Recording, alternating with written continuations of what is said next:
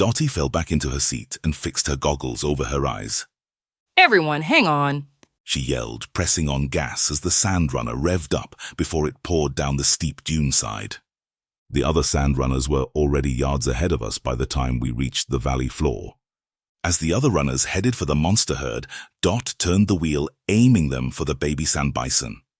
The other sand runners were like dusty clouds on horizon as they began to circle the herd, keeping them startled and confused. The herd stopped lumbering, taking their attention from the sand to look at the small things bothering them. I'll say this for sinners, they're damn crazy. Dottie raced them toward the baby bison. The baby looked up from its feeding with big brown eyes. Here's the plan. Dot said, calling back to everyone, but clearly this instruction was meant for Angel. I'll drive along Sayad, and you stick it with your spears. It'll veer off. When that happens, I'll get on the other side, and you stick it again. We'll try and get it over the other side of the dune, away from the herd. Understood? Yes, Angel yelled over the sound of the engine. Damn, I said, doesn't that voice just put a rise in your pants? Just class A, sexy, if you ask me. can't you just focus? He told me back in his head. Talking to me again? I'm flattered. But come now, she's sexy. That dusty voice of hers, the command, even you have to see it. Angel doesn't have long to think as the sand runner comes up on the baby sand bison. We approach it on the runner's left side. The other desert jocks stand up in their seats, spears ready in hand. They hold themselves steady, one hand griped on the buggies overhead bars that make up the runner's non-existent roof. As we get alongside it, they stick their spears into the creature's side. It bellows a youthful high-pitched whine before rising up and running forward in a mad dash. The sand runner keeps up, and Dottie turns the wheel, passing through the baby's sandy wake and getting us on the other side of the monster. As we get closer, Angel and Sally stand. Following the other jock's example, he stood, steadying himself on the top bars. When we're alongside it, he stabs with the spear. The spear goes deep into the monster's thick hair, and the creature whines again as it begins to pick up speed. Angel pulls the spear back to see black blood staining the spear end. The baby bison runs and soon reaches one of the dunes surrounding the valley. Dot drives the sand runner into the creature's butt, giving it a fearful nudge up the steep dune side. The bison climbed the side, pelting Angel with, and everyone in the runner with sand. The bison soon reached the top and went over the crest. Dot pulled the runner around and raced back down the dune side. The other runners were still circling the herd. The herd had backed up into a circle to protect the other young in the center. Dot drove beside Kelda's runner. With the jerk of the head, Dottie said the deed was done. Kelda nodded, and he pulled off, and the other runner followed. Dottie led the way as we headed out of the valley. We spotted the baby bison still running out on the sand. The desert jocks drove to it and closed around it in a tight circle. They kept stabbing it, keeping it running, keeping it whining. Soon enough, black blood trailed behind, but that didn't stop the bison. The monster finally slowed an hour later. It began to walk, and the runners were close to idle by the time it finally stopped. It breathed heavily, causing the sand underneath it to spread apart.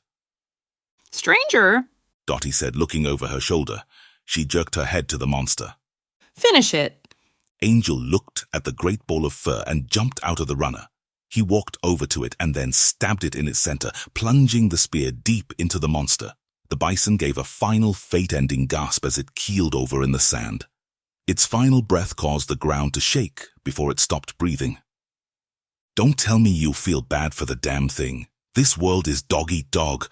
I don't know if anyone ever told you that. Still, Angel's heart didn't sit right. Self-righteous ass can't let anything go. The desert jocks went to work carving into the monster's hair. By the end of the hour, they'd carved deep into the hide, cutting away the thick, long fur to the black-blooded meat, draining much of the oily blood into dozens of silver and faded red canisters. They stowed the fur and meat aboard the sand runners. As the day began to grow late and sand became wet with black blood, the color of glossy oil. Well, that was fun, I tell Angel. Maybe next time we can go out to the movies or something. Why are we still here, Ang? Angel leans back against one of the sand runner's wheels as Dottie directs the placement of food, fur, and oil. Sally stands at a distance, staring at Angel with rifle in hand. She's been doing it all morning. I give her a whisper and a caress of the cheek. She shakes my touch away before getting back on the sand runner. Dottie turned back to Angel and approached him. You did well. She smiled. Angel likes that. Suddenly Dottie's smile fades as she looks to something on the horizon behind Angel's shoulder. The air is changing. Bits of top sand begin to rush towards something beyond the dunes to the south. Shit! Dottie says, reaching up to the bars on the side of the runner to climb inside. Razor storm! She yelled. Everyone scatter. A great wall of black sand raced over the dunes toward them. Angel jumped into the runner and Dottie punched the gas. Behind us, the other runners scrambled to get away, leaving some of their fellow men behind to be swallowed in the storm. When the storm washed over the unlucky ones, those caught in the black sand screamed as their clothes and skin were ripped away to fly into the storm. Ugh, Angel, don't get caught in that. I can't make you a second batch of skin. The storm blocked out the sun, growing at an impossibly maddening rate. The runner sped on, racing over the sands, but the storm was faster. Angel could hear the subtle, vicious sound of blades scraping against each other as the storm raged closer to them like a monster with blades for hands twiddling away, ready to cut off anything with a head. Dottie drove the runner around dunes and over the sand, but the storm grew closer and closer. Out of all the ways I thought I was going to die, this wasn't one of them. Angel didn't fear. He never feared. Dottie turned hard on the steering wheel. The buggy drifted over the sand and we headed for a rocky outcropping in the dunes. She drove us toward the rocks, and Angel saw a black opening. Dottie drove us into the darkness of the cave. Behind us, beyond the threshold, the storm didn't enter. It scraped claws, angry for its missed meal, as the realization of safety began to take hold of everyone. Angel stood up in his chair. It was pitch black once you got out of the fluttering, faded light of the cave entrance. We should be safe here. Dottie pulled up her goggles. Angel jumped out of the runner and landed hard. Underneath the sand, the ground was flat and solid. I found this place not too long ago. It should be safe enough to ride out the storm. Angel spotted something on the wall. It was smooth, not like a proper cave wall. He went to it and brushed away the grit, rock and sand that had clung for millennia. It was dusty red neon sign that read, "Welcome, come on in." Looking down the cave, Angel realized that the floor began to incline further into the darkness. He wasn't sure where he was, but I was. We were at a mouth of the world before. Chapter 6. The World Before. In the dark, one can be visited by anything. Heartache, memories, fear. I was met by nostalgia. Angel, guilt, as the storm raged on beyond the threshold of the cave. Angel delved deeper into the dark. From his pocket, he retrieved an old lighter that we'd pawned off an old man in a game of dice. I, of course, had to facilitate the bait. Lord knows this self-righteous git wouldn't do it. Gotten one of his threatening beatings for it, but the lighter was a good find. He flicked it on and a small flame burned bright, pushing back the darkness with an orange, warm, ebbing glow. With more light, it was easy to see we had found ourselves in the opening of some store side. Angel pressed further into the dark, and we soon found another opening around a bushel of carved-in rocks. Stepping beyond it, we found ourselves in a land I thought I'd never see again. A goddamn mall. It had survived the scarring of the planet quite well. We stood on the top floor of the mall. Looking down further, there were 3 levels.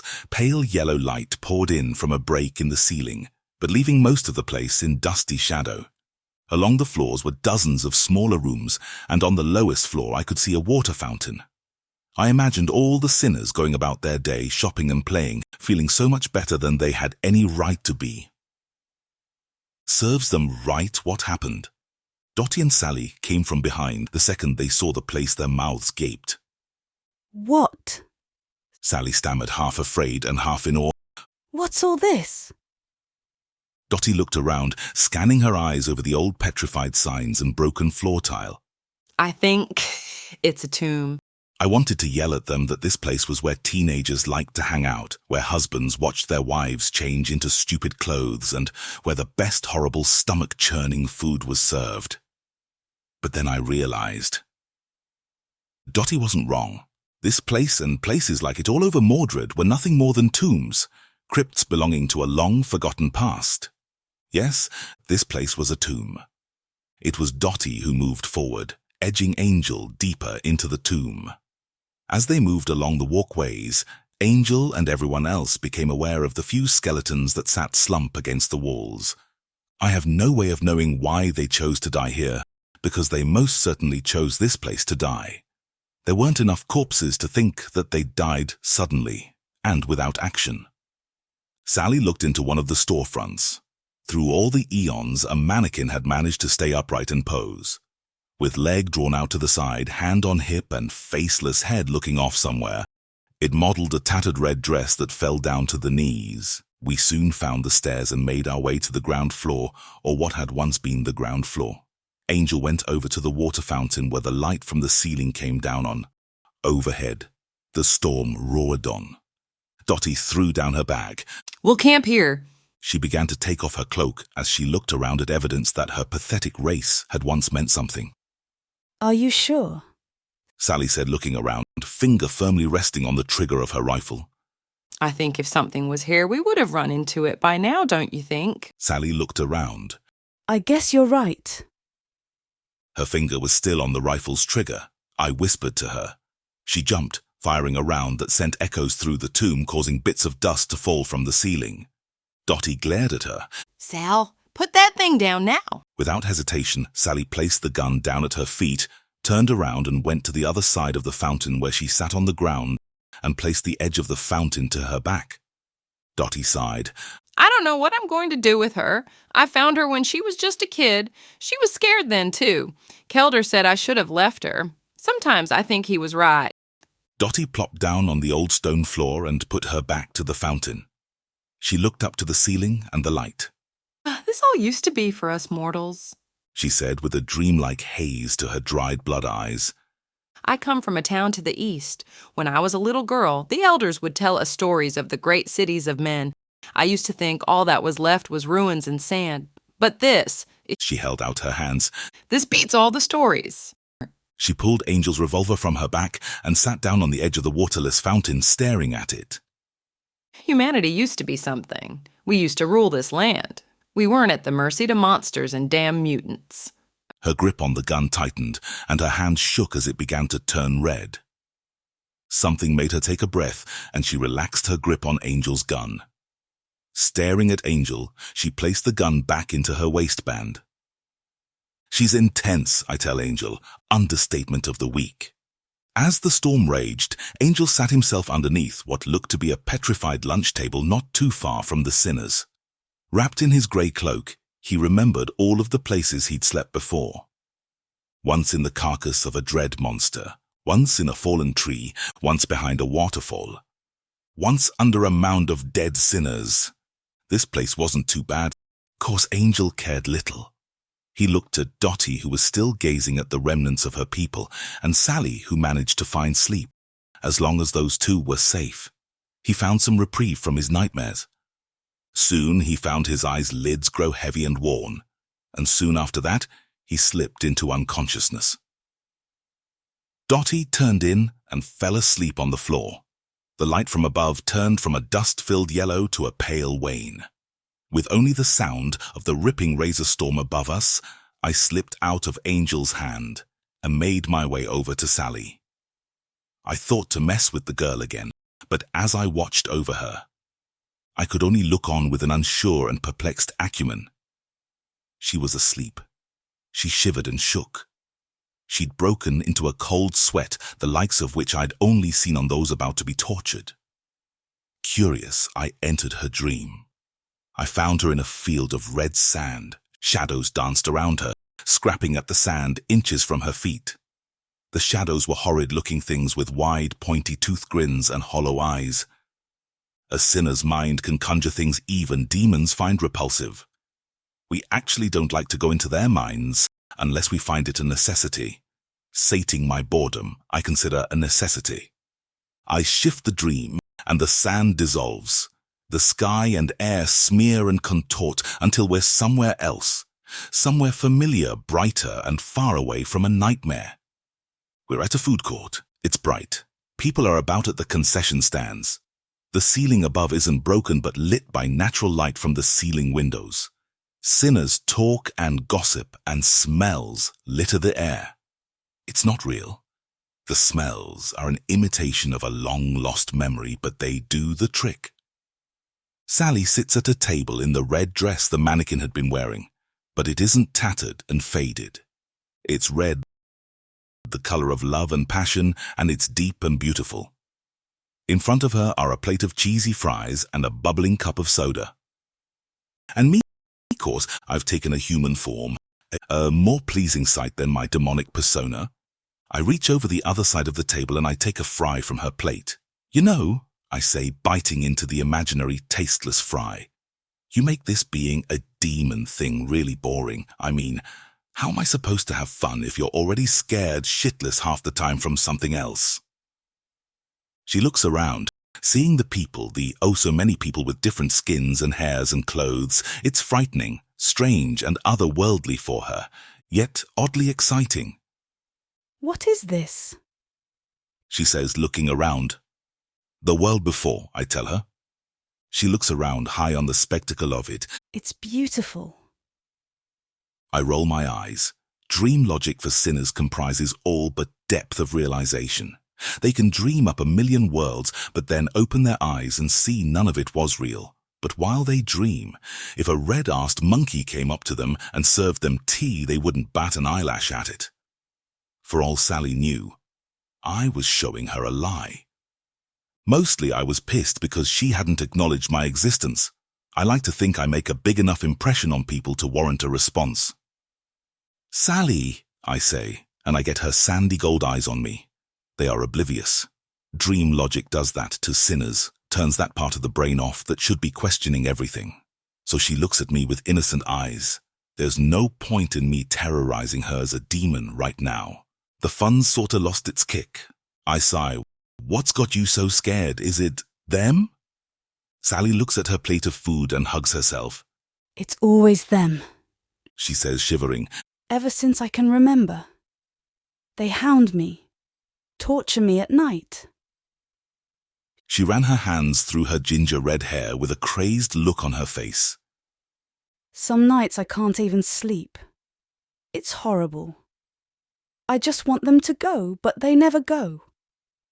They're always there every night. I take another imaginary tasteless fry and swallow it down my gullet. "Sal, who are they?" Carl. She looks up at me with wide, cold eyes, eyes that scream out of the dark in voiceless terror and pain. They are the ones who killed my family. They kill everything around them. She yelled. They kill everything good. Everything pure, those bastards. She's yelling, but because of dream logic, no one in the lunch court pays attention. I wish I could kill all of them. My mind begins to ponder, and no sooner is my pondering made that I understand. It's all so bloody simple. Course I keep this to myself. Things'll get interesting in no time. Stave off my boredom for a while, but in the meantime, I get up from my seat and I hold my hand out to her. "Come on now," I say, wagging my hand. Furtively, she reaches out a timid hand and places it in my grasp. I grab hold of it and pull her up from her seat. I take her to clothing stores and she picks out and tries on dozens of clothes. I take her to the arcade and she plays until she goes bust on Pong and bangs on the machine cabinet in frustration. I take her to an outdoors enthusiast store and she's fascinated by the tents and hatchets. She laughs and smiles and she doesn't even ask me my name.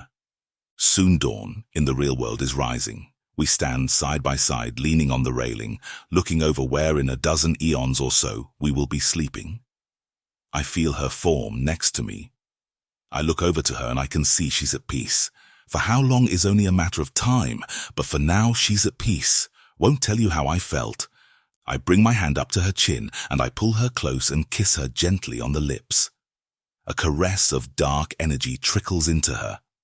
When I pull away, her eyes are closed and she's shivering from excitement. The first few rays of unbroken sunlight hit the water fountain. The storm broke. We'll be leaving soon. I have to go, I tell her. Sally shook her head violently. No, don't go. I don't want you to go. I smile. That's the way it has to be, dollface. No. She shakes her head, then looks up at me with fearful determination. This is a dream. My dream. I can make you stay. Please, stay. She seemed to grow loosed in the final moments before waking. I can feel her grasp on me tighten, and I'm genuinely impressed. Few can capture a demon in their dreams. Fewer still have captured me. But her cage is made of sticks. The dream begins to fall apart as the first rays of sunlight touch her face. You still haven't asked me my name? I tell her. Name? She looks confused, but soon she realizes this'll be the last time we speak. What is it? What's your na? Her eyes began to flutter open, stinging with a twinge of pain from broken rest and the light. She pushes herself up to her side and sees the mall decrepit and ancient. A tomb in all its meaning. She laid back down, closing her eyes. That was the best night of her life. She cries softly to herself. I watch on, silent, half-forgotten, trapped in this bastard's hand. God. What I wouldn't give to be dead sometimes, as morbid a statement as that seems. I very much like living.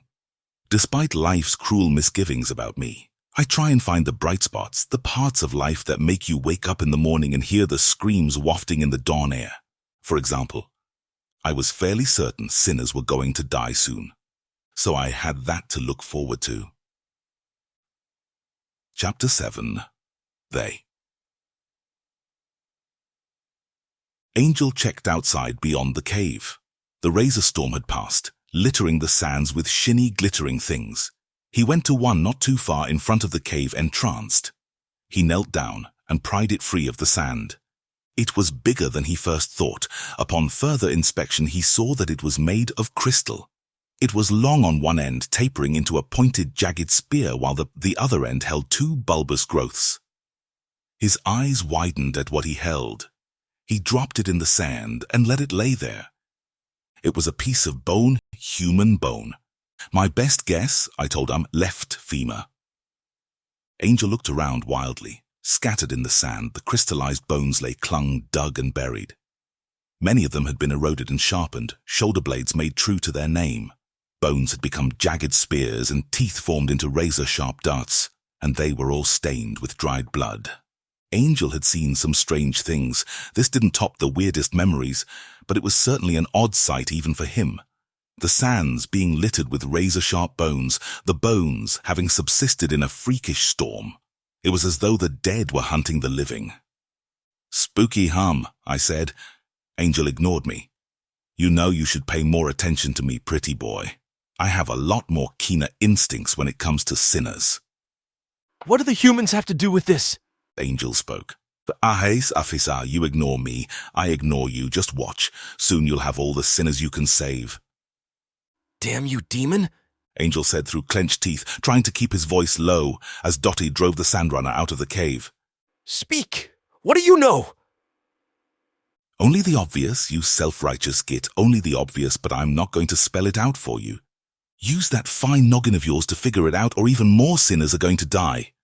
Course, I'm curious what you're going to do when you reach that impasses that's coming up. Course, I've said too much already. I laugh and I know it pisses him off good. I'm grateful for it. Teach the ass the consequences of manhandling me. Course he never learns. Somewhere down the road we'll be at each other's throats again. But in the meantime, I take my victory while it's afforded. We move out in the sandrunner, the ground's littered with the crystal bones for miles around, causing the glittering sand to look like a golden sea of diamonds. Maybe if we get enough, we can cash in at one of the eastern cities, I tell I hear they still trade in goods like theses. Angel ignores me as he tries to decipher what I meant. He's having trouble. Angel isn't what I'd called stupid, but he is slow on the draw when it comes to sinners. I blame his parentage. Too much Sunday school? Not enough being shoved into lockers when he was a kid. As he thinks, we both sense danger on the horizon. It isn't like with the water demon. What comes is quick and brash and unsubtle with its entrance. A roar rips through the air and over the sound of the Sandrunner's engine. The roar is so shrill and high-pitched that Dottie puts one hand over her ear, losing control of the wheel. We turn into a drift that sends us spinning into a dusty stop, only Angel's strong enough to brace what is before us. Bounding over the sand, racing towards us on breakneck pace and hunger in their eyes, are three large, slim creatures with oily, slick black skin, bushy tails and glowing red eyes with long snouts. They churn up a cloud of dust behind them as they bound towards us on all fours. They aren't monsters, but they're just as bad. The word mutants conjures itself within the depths of his mind. Angel grabs his spear from the floor of the runner before jumping out onto the hot sand to meet them head-on. The lead creature opens its mouth and its head uncoils like a flower into 4 red fleshy petals. It sends forth another of its sonic attacks, causing Angel to shield one of his ears. The other 2 creatures pill off of the lead beast, branching off in opposite directions. The lead beast sent forth another sonic blast that churned and warped the sand. This time, Angel rolled to the side. He ran toward the creature, sand crushing under his boot heels. The lead beast met him and jumps, intending to pounce on Angel and end the fight for good. Angel stabbed the beast in the stomach as he rolls to the side. The creature whimpered like a cat, and a bird had a freakish offspring as it writhed on the ground before finding its feet. The thing was several feet taller than Angel at its shoulders. It growled deeply in the back of its throat. It uncoils its head and sent out another sonic blast. Angel rolled to the side before running to the creature, who swipes at him in return. I use my power to make Angel stronger, and he stabs the spear into the creature's encroaching paw. It impaled clean through, but still sent him flying further away over the sand. He forces himself into a mid-air flip, grabbing hold of the sand to bring his momentum to a standstill, as he drifted back to a skidding stop. As the lead beast paced the ground in front of him, Angel came to the same thought I had. Where were the other beasts? Angel turned back to look at the sand runner. The other 2 creatures had flanked around him to hit easier prey. The creature we were fighting was just a goddamn distraction. Clever, clever, I said, before Angel turned his back on the creature and sprinted towards the sand runner.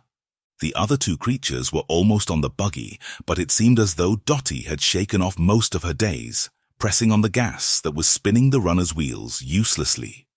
One of the creatures uncoiled its head and sent a sonic blast that made Dottie scream and hold her hands to her ears, but that didn't stop her from keeping her foot on the gas pedal. The sand runner's wheels found traction and sped away, and the creatures gave chase. Angel felt a surge of greater dark energy as my demonic power lashed out of him. He ran fast across the sand before jumping into the air and landing on one of the pursuing creature's back. The beast bucketed, trying to throw Angel off, but the blonde man kept a steel grip on the creature's hide. It was surprisingly cool to the touch, and what he'd mistook for an oily hide was actually a velvety black coat of fur. With black energy engulfing him, Angel reeled his hand back and plunged it deep into the creature neck, puncturing through skin and flesh, breaking through bone and eviscerating tendon and sinew. The creature gave off a screeching squawk before it went limp, skidding across the sand before coming to a stop, dead. Angel removed his black hand, me, from the creature body. It was covered in the creature's blood. Red blood. I see it, and it made me think. I'd tell Angel later because his attention was diverted to the gunshots echoing off in the distance. The Sandrunner was still being chased and had found a new pursuer in the lead beast that had so masterfully distracted us.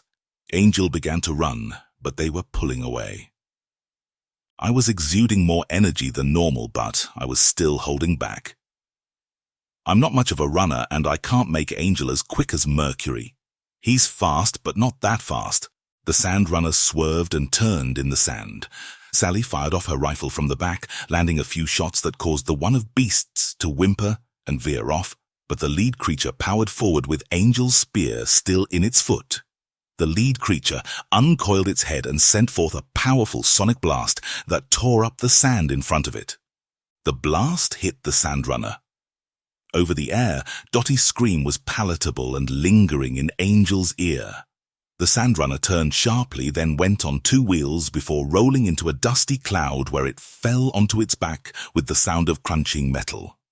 The creatures reached the turned-over sand runner and began to dig away at the sand around it. Angel ran faster. I was having a hard time maintaining my energy. I could feel Angel's power slowly bubbling to the surface. Take it easy, I tell him. Angel's half pissed, but he pulls back on his anger enough to think clearer. We need to move faster, he says through clenched teeth. I think. Then get an idea. It's been years since we did this, I say. Angel's confused, but then remembers an old memory. He lets me into him, lifting the barriers he's placed around his soul. I don't linger. The nightmares are more intense and chaotic. They throw what little senses I still have to shreds, but I'm able to find what I'm looking for. A surge of dark energy warps Angel. As he runs, he roars in pain as I begin to call forth his very soul to do my bidding. His bones become my plaything. His muscles become like strings for me to puppet. His cells sing to my whims. From Angel's back, black bat-like wings sprout rip through the fabric of his cloak, they dripping with blood. The ends of his hair sizzle with smoke as they turn black, and his left eye becomes an orb of pure darkness. How does it feel being part me? I ask him. He roars. like I've been dragged through a bag of shit. He jumped into the air and he spreads his wings, my wings really. They're loners. He flaps his wings and we fly high through air before diving faster than he could ever run, shooting like a bullet towards the creatures. He crashed into the sand inches from one of the creatures, a wave of sand exploding into the sky, sending the creature away to fall unconscious to its side on the sand. The leading beast backed away from the sand runner. In the haze of dust it was hard to tell what was in its mouth. Angel thought the worse. He flared his wings out, ready for a fight, but as the dust settled, Angel saw that the creature had the sand bison meat draining out black, inky blood from its mouth. "Oh, looky, the doggy was just hungry." I laugh, and Angel gapes at the beast. Without taking its red eyes off Angel, the beast prowled slowly around him, over to its fallen kin. It locked its mouth around the other's neck and pulled it away further into the desert. I don't understand. Angel said, looking at the black creature as it moved over a dune. Those creatures, what were they? I thought. My best guess, sheepdog. Sheepdog. Yay, sheepdog, or at least descendants from them. Probably a mutant or evolved that way. Were those the creatures the people feared? Ask 'em yourself. Angel turned around toward the sand runner. Dottie and Sally gawk at Angel in his demonic form. I reel back my energy. Angel's demon wings retract back into him. He grunts as bone crack and splinter away within his body, muscles twist and fall back into rightful place. "Demon wings look good on you, Angel," I say. Shut up, He says through clenched teeth as his shoulder blades pop back into place. When it's all over, he pants for air. Relieved that the ordeal is over, but all at once the pain I'd been suppressing comes ramming through, cutting through his bones like they'd been broken all over again. It's too much and he falls face first into the sand, half unconscious. Dottie and Sally slowly approach. Dottie begins to grin wildly. I knew he'd be useful. They nearly killed us. Sally said, looking off on the horizon to the retreating dogs. But they only went for the mate? She turned to the older woman. You always said they were bloodthirsty. That if they caught any of us, they'd eat us alive. You said... Shut up, Sal. Dottie glared at her. Sally flinched back. Dottie's dried blood eyes looked as though they wanted to impale the younger girl. Just shut up and help me get him back to safe home. Can you do that without wetting yourself? Sally nodded, eyes glazing over on the verge of tears. She and Dottie hook their arms under Angel's shoulder and pull him along. Angel woke up hours later at midnight. The desert jocks had pulled him to a way station of rusted steel, placed against an outcropping of rocks in the dunes. The moon was out, shining white, radiant light that made the desert sparkle. Metal shelves lined the walls, stacked with dirty glass jars, ropes, and other equipment one might need if they wanted to die out in the middle of nowhere. In the center of the room, a fire burned in a shallow pit of ash and bush weed. Sally lay asleep on her side with her back to the rest of us, snoring softly as her ribcage rose and fell. Dottie was up. She stuck the fire with a gnarled spear, moving the fire about to let it breathe and burn hot red. On the ground at her side was Angel's gun. She looked up from across the fire and smiled at him. Nice to see you're up. Angel pushed himself up to sit. Where are we? An outpost of sorts, She said. We don't use it much anymore, not with the razor storms and mutants prowling around. She looked back at the fire. You saw them, right? Those things, disgusting, aren't they? We call them dust wolves. They attack us and steal our food. We're barely getting by. She looked at him from across the burning licks of the fire. This place isn't meant for humans. She looked to her side and picked up Angel's gun. She held it in her hands and began inspecting it, looking over every line, every curve. Her fingers glided softly across the metal as though it were a holy relic. You said this gun can kill demons, right? Angel nodded. Dottie gripped the gun firmly, then threw it over the fire. Angel caught it. How?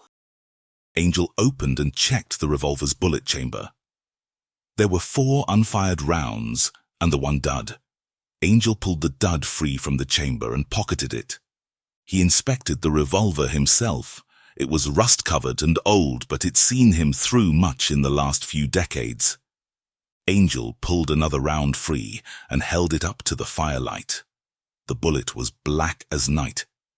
It exuded an eerie aurora I just loathe.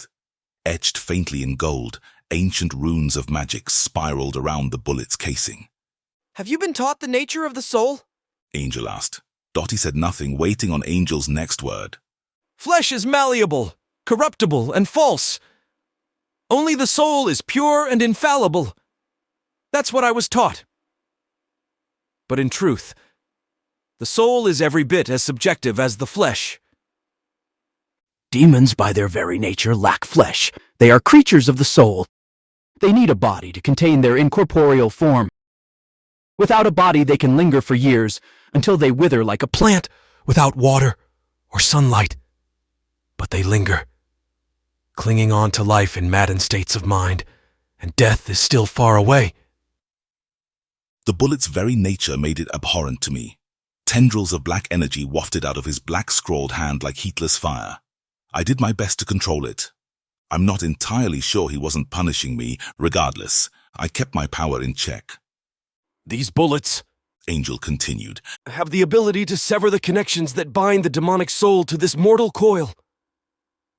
He reloaded the bullet, then tossed the revolver over the fire for Dottie to catch and inspect. The demon, you called it. Dottie began. It took all the water from the lake years ago. We're barely surviving as is, draining what little water there is from cacti near the north. If you can kill it, we can live our lives in peace. Why do you not go further east towards more human settlements? Dottie stared into the fire. Even with the sand runners, if we had enough fuel, it would take weeks to get anywhere near the closest settlements, and even then, we wouldn't be wanted. My people are of the desert. Even before our home was destroyed, we thrived in the eastern waste, but here, it truly is a no-man's land. Angel looked deeply into her darkly crimson eyes. Why would you have been rejected? Dottie looked at her hand. Many people don't trust those who thrive in the desert. They think us mutant freaks and reject us. It is the price we pay for living in this world. I like her spirit, I tell Angel. See, she understands the ways of the world. Course, she understands. But what does that really mean when it comes to sinners? I realized the world was shitty a long time ago. What does a sinner do when they realize that? You know what I do, You should get some rest. Dottie said, and We should get back to safe home tomorrow. she lied down and instantly fell asleep. Angel watched her for a while before he to lay down on his side. Soon enough, he closed his eyes to the fiery nightmares that hounded him.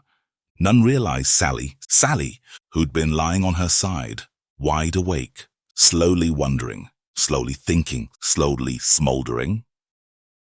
We moved out the next day as sun broke high over the dunes. Dottie led the way over the sands as Angel and Sally rounded out the rear. Sally trudged through the sand with her eyes on the ground, her pale skin seeming to shine like diamond. As he walked along the top of a sand dune, Angel spotted a herd of sand bison grazing. Sally stopped and looked at them, smiling with a hazy distance in her eyes. I used to wonder Sally said, why they ate the sand. But I just remembered something. It was years ago when I was young. My mother was lying our last elder down in the sand. She said, "From dust we are born, and from dust we return." I never understood until now. Without a second thought, she moved on, passing Angel. Curious, Angel bent the knee and scooped up a handful of sand, letting it slowly seep out of his black hand. It took me a few heartbeats to analyze what the sand was, but when I did, I burst into a raw, laughing fit. What is so hilarious? Angel asked me. I slowly settled myself. The sand, I tell, it's high in calcium. Another wave of laughter escaped me. Meaning what? I settled myself. The desert, it's not just ash and memory. It belongs to the dead, the long dead and the forgotten. This desert belongs to the lost and the suffered, to the ghosts of wind and sand. Corsair Angel understood with slow, morbid realization. This world cares little for the living. Why? It just spreads their bone dust across the sand, like fertilizer, for nothing. We moved on, as we always do, soon reaching the top of a dune and seeing the top of the skyscraper that is Free Home. Won't lie, it was a friendly sight. We started for it. We raced down the incline of the dune, Angel, Dottie and Sally, being careful not to tumble. Course, by the time they got down on flatland, that's when the air shifted. There was a taste on the wind, and Angel knew it well. We'd both bathed in it a few times, I'm sure. Fresh blood, I tell Angel. He looks around and he sees the clouds growing, slowly beginning to blacken the sky. The sand under his feet seems to shift, as if it's attracted to something howling behind an adjacent sand dune. It was the sound of a monster sharpening its claws. Dottie sees all the signs and yells. Razor Storm. Run. Get to Free Home as fast as you can. With little thought they all run. Free Home is close, close enough to reach, close enough to see the guards in their battlements along the sides of the gate.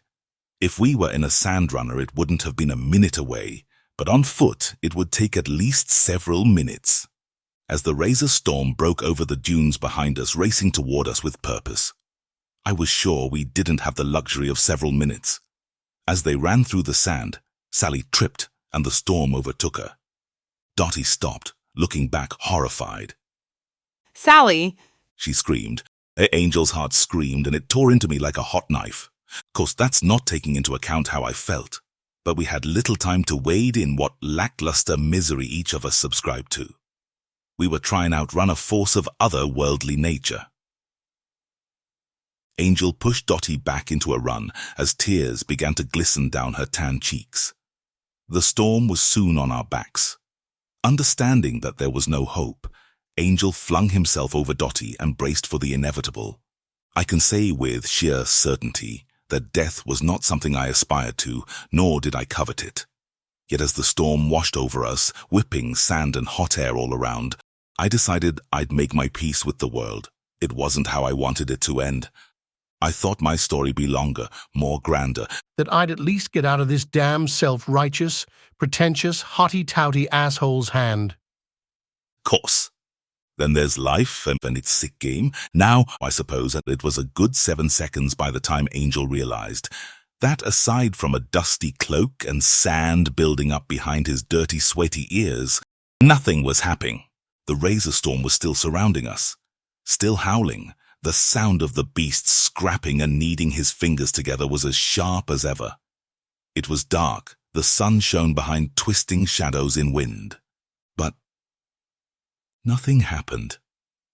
Angel opened his eyes and saw the storm and the beast that made the sharpening noises. The crystal bones flew close by, skirting mere centimeters from Angel's face. They flew around him, appearing then disappearing into the storm, barely grazing the skin on his noise. They crashed and clattered into each other, sharpening their talons and breaking into smaller shrapnel pieces even deadlier than their larger counterparts.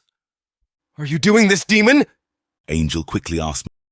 I saw the storm. I saw the swirling bones. I'm as clueless as you. I ain't never seen nothing like this before. What's happening? Dottie's muffled voice sounded, her head pressed tightly against Angel's shoulder. She peeked her head up and looked at the storm. Instantly, a piece-bone shrapnel shot towards her, cutting a deep, bloody gash across the side of her face.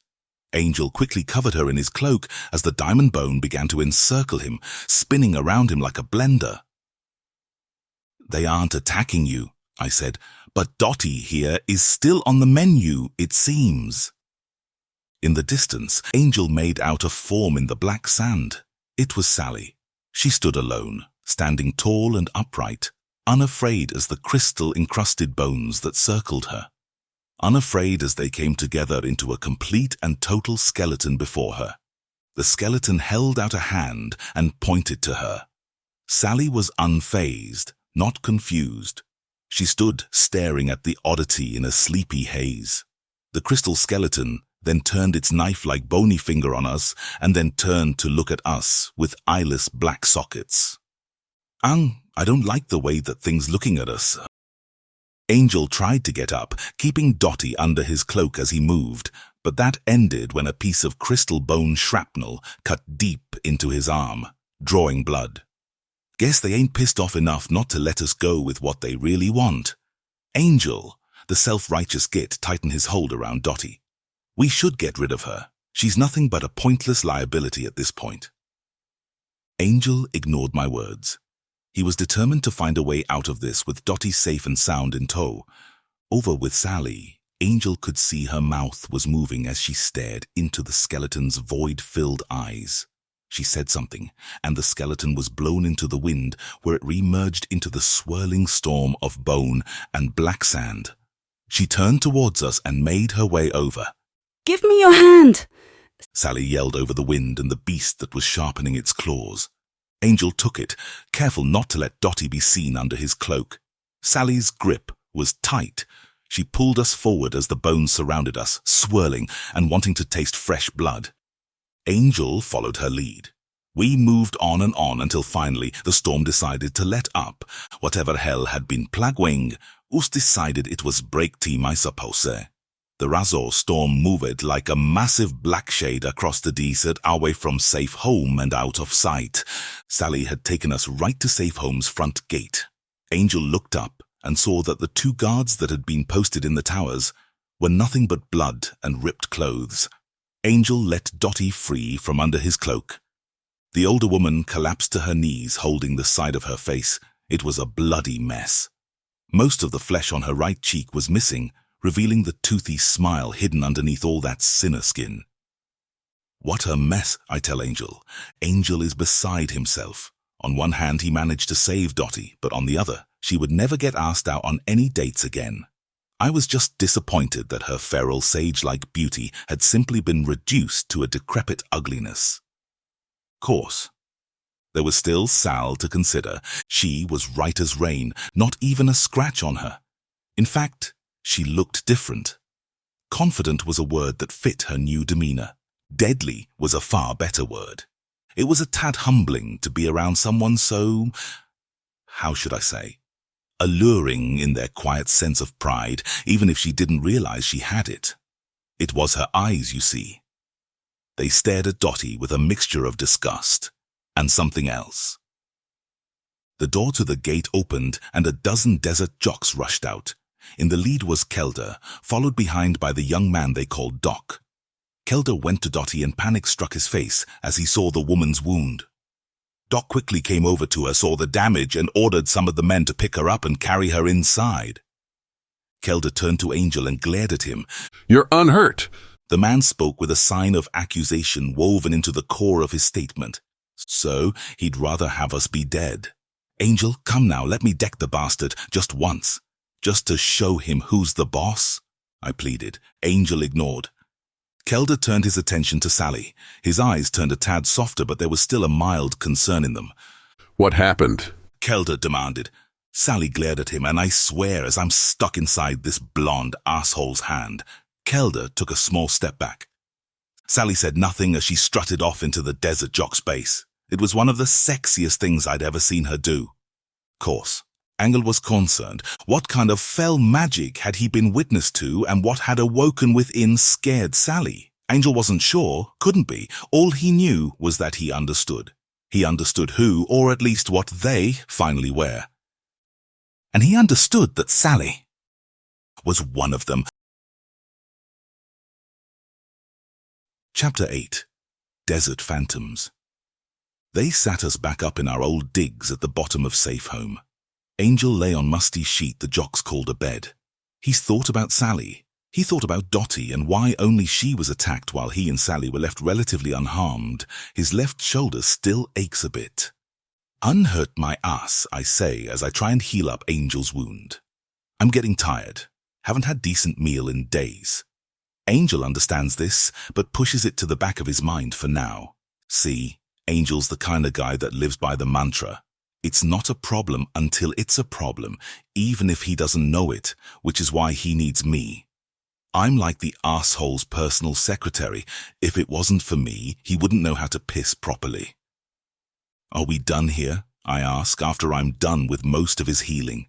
He stares up at the ceiling, not saying anything. Look, I get it. You want to save all the sinners, but these folk don't seem like they need us. In case you forgot, their problem isn't a demon. It's ghosts. In spite of any way you feel. You can't fight a ghost. I can't fight ghosts. We can't fight ghosts.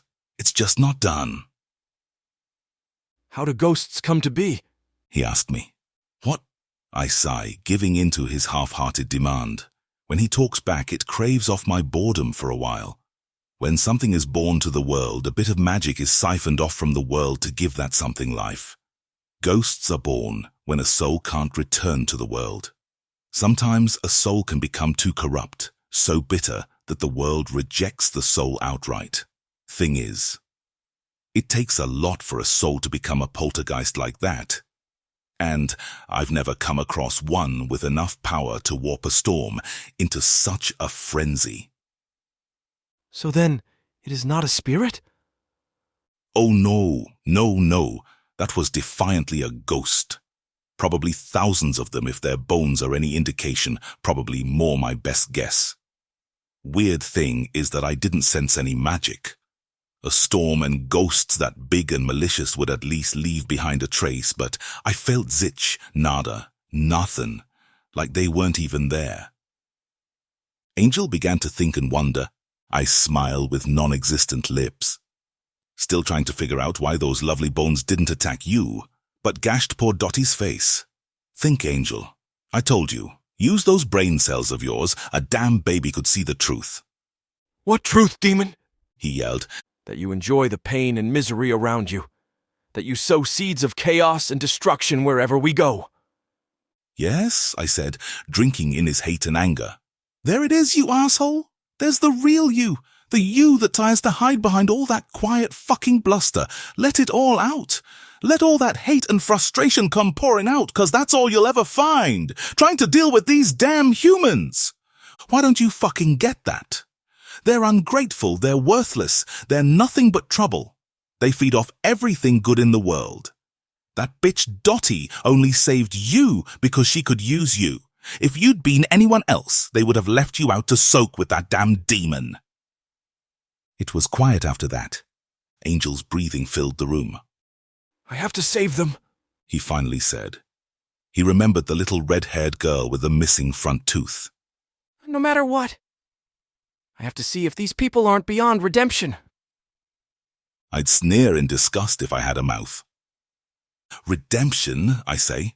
Don't forget, it wasn't the demons who named them sinners. It was your folk. The moon shone overhead.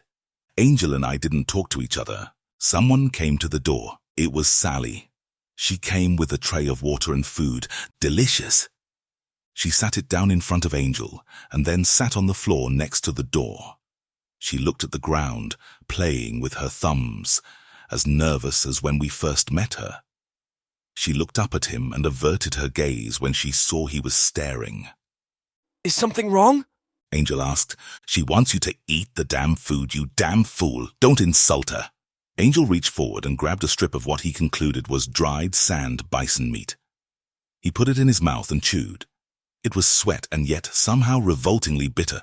But for someone who hadn't eaten in days, it was like eating a prime cut of choice steak. He found himself gobbling down another strip and then another. He whetted his appetite with a jug of water that he poured down his throat and gulped down.